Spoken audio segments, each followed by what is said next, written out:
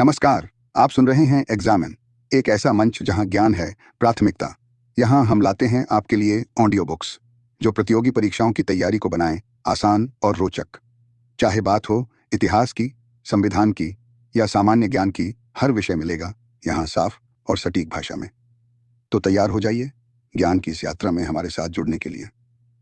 शुरू करते हैं आज की ऑडियो बुक सिर्फ एग्जामिन पर। नेताजी सुभाष चंद्र बोस, एक अधूरी क्रांति की धधकती ज्वाला।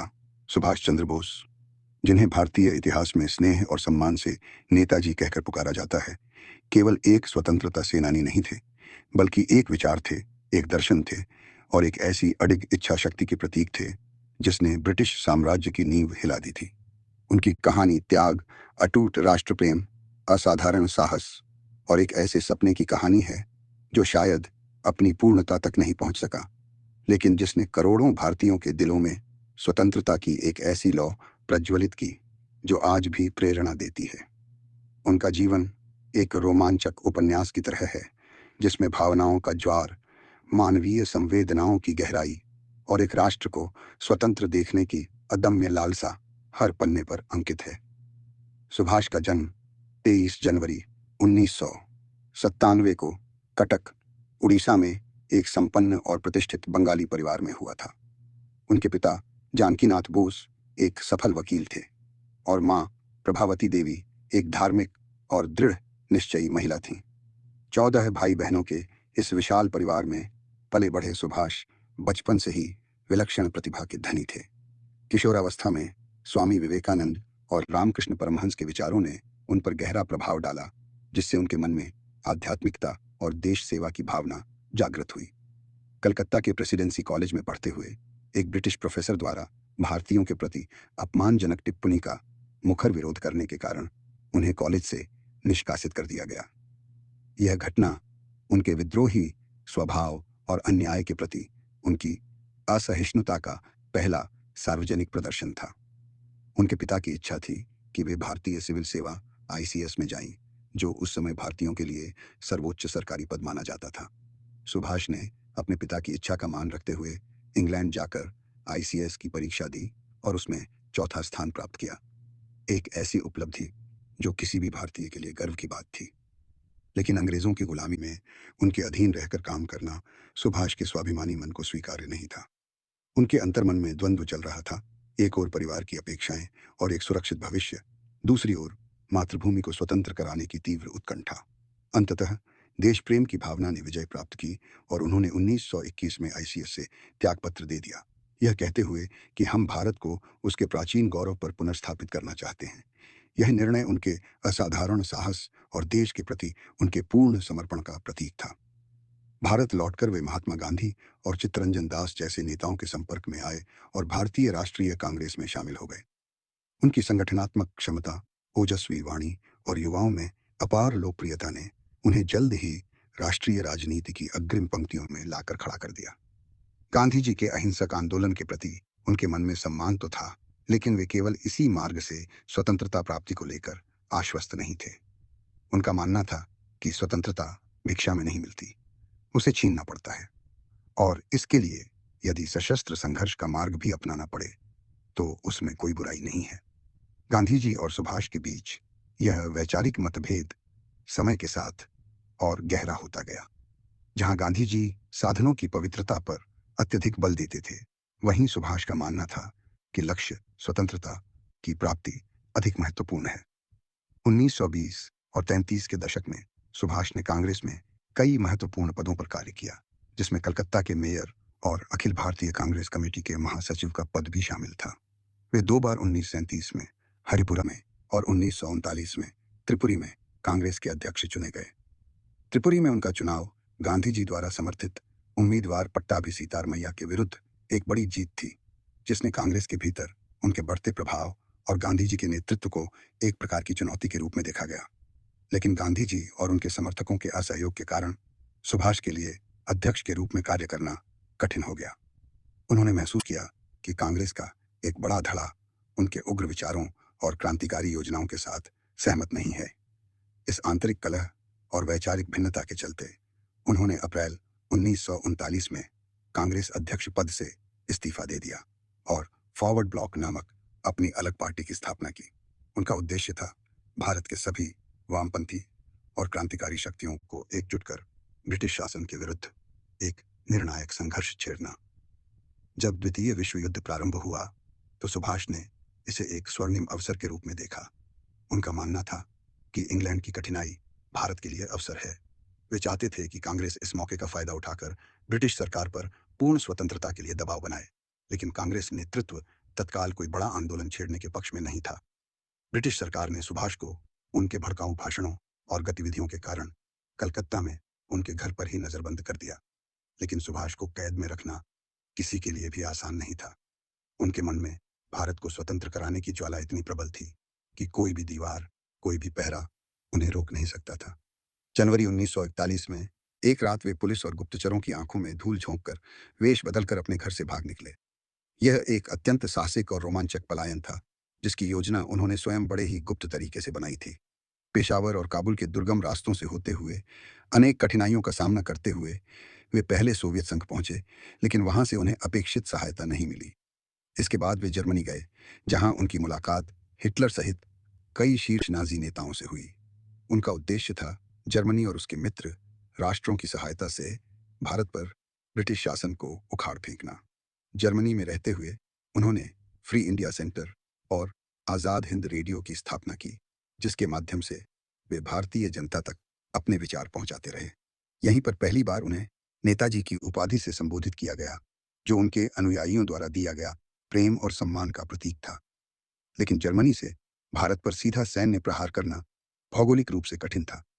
जब जापान ने द्वितीय विश्व युद्ध में प्रवेश किया और दक्षिण पूर्व एशिया में तेजी से ब्रिटिश साम्राज्य को रौंदना शुरू किया, तो नेताजी को एक नया मार्ग दिखाई दिया। 1943 में वे एक जर्मन और फिर एक जापानी पनडुब्बी में अत्यंत जोखिम भरी यात्रा करके सिंगापुर पहुंचे। यह यात्रा अपने आप में एक महाकाव्य थी, जिसमें अटलांटिक से हिंद महासागर तक का सफर शामिल था और जिसमें उनकी जान को कई बार खतरा उत्पन्न हुआ। सिंगापुर पहुंचकर उन्होंने रास बिहारी बोस, एक अन्य महान भारतीय क्रांतिकारी जो जापान में निर्वासित जीवन जी रहे थे, से इंडियन इंडिपेंडेंस लीग का नेतृत्व संभाला और ब्रिटिश भारतीय सेना के उन हजारों युद्धबंदियों को संगठित किया जिन्हें जापानियों ने मलाया और सिंगापुर में पकड़ा था। इन्हीं सैनिकों को लेकर उन्होंने 21 अक्टूबर 1943 को आज़ाद हिंद फौज, इंडियन नेशनल आर्मी INA और आरजी हुकूमत आज़ाद हिंद, स्वतंत्र भारत की अंतरिम सरकार की स्थापना की। नेताजी इस सरकार के राष्ट्राध्यक्ष, प्रधानमंत्री और सेनाध्यक्ष थे। तुम मुझे खून दो, मैं तुम्हें आज़ादी दूंगा। उनका यह नारा आज भी करोड़ों भारतीयों के रोंगटे खड़े कर देता है। उनके करिश्माई नेतृत्व और प्रेरणादायक भाषणों ने आज़ाद हिंद फौज के सैनिकों में एक नया जोश भर दिया। पुरुष और महिलाएं सभी ने कंधे से कंधा मिलाकर भारत की स्वतंत्रता के लिए हथियार उठाए। रानी झांसी रेजिमेंट, जो महिलाओं की एक लड़ाकू इकाई थी, उसका गठन भी नेताजी की प्रगतिशील सोच और महिलाओं की शक्ति में उनके अटूट विश्वास का प्रमाण था। आज़ाद हिंद फौज ने जापानी सेना के साथ मिलकर बर्मा, म्यांमार के रास्ते भारत पर आक्रमण किया। चलो दिल्ली के नारे के साथ फौज ने इम्फाल और कोहिमा तक ब्रिटिश सेना को कड़ी टक्कर दी। एक समय तो ऐसा लगा कि वे भारत की धरती को स्वतंत्र कराने में सफल हो जाएंगे। अंडमान और निकोबार द्वीप समूह को जापानियों ने आज़ाद हिंद सरकार को सौंप दिया था और नेताजी ने उन्हें शहीद और स्वराज द्वीप नाम दिया। वहां उन्होंने पहली बार भारतीय धरती पर तिरंगा फहराया। यह क्षण उनके और हर भारतीय के लिए अत्यंत भावनात्मक और गर्व का क्षण था। लेकिन भाग्य को कुछ और ही मंजूर था। खराब मौसम, अपर्याप्त रसद और हवाई शक्ति की कमी तथा मित्र राष्ट्रों की बढ़ती ताकत के कारण आज़ाद हिंद फौज का अभियान विफल हो गया। सैनिकों को भारी कठिनाइयों का सामना करना पड़ा, भूख, बीमारी और निरंतर बमबारी।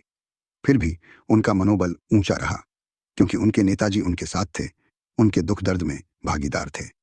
द्वितीय विश्व युद्ध में जापान की हार के साथ ही आज़ाद हिंद फौज का सपना भी बिखर गया।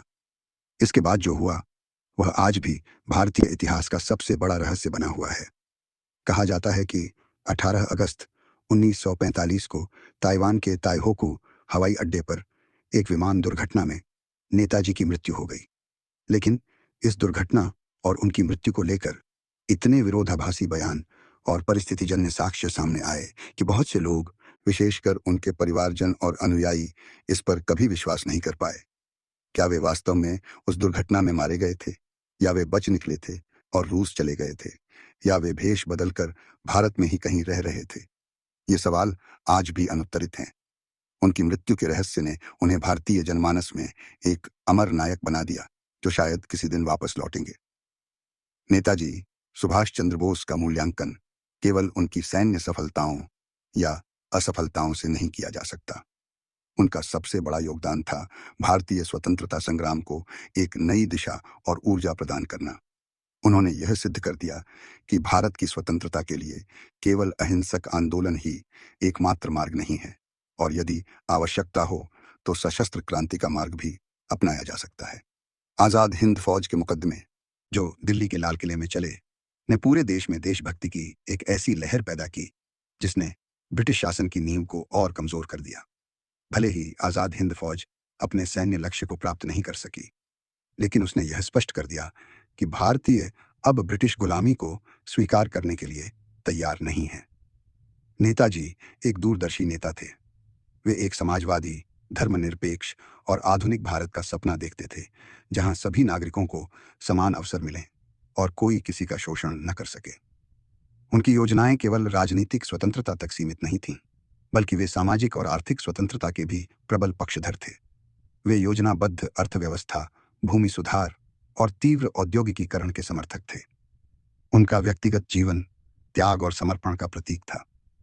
उन्होंने अपने परिवार, अपने आरामदायक जीवन और अपने स्वास्थ्य की भी परवाह न करते हुए स्वयं को पूरी तरह से राष्ट्र के लिए समर्पित कर दिया था। उनकी पत्नी एमिली शेंकल, जिनसे उनकी मुलाकात ऑस्ट्रिया में हुई थी, और उनकी बेटी अनीता बोसफाफ, उनके जीवन के वे पहलू थे जिन्हें उन्होंने अपनी राष्ट्र सेवा की व्यस्तताओं के कारण बहुत कम समय दे पाया। यह उनके व्यक्तिगत जीवन का एक भावनात्मक पक्ष है, जो उनके महान बलिदान को और भी मार्मिक बना देता है।